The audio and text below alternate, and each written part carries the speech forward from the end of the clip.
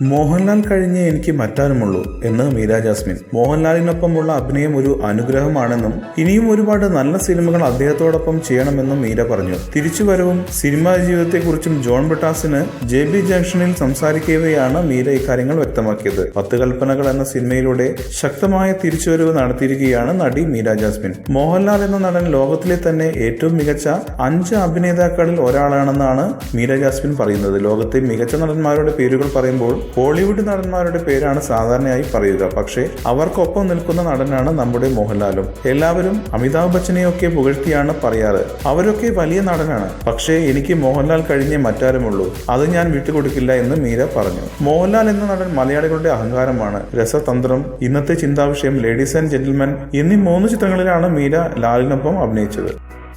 കൂടുതൽ സിനിമാ വാർത്തകൾക്കും വിശേഷങ്ങൾക്കും ഇപ്പോൾ തന്നെ സബ്സ്ക്രൈബ് ചെയ്യൂ മലയാളം ക്രിയേഷൻസ്.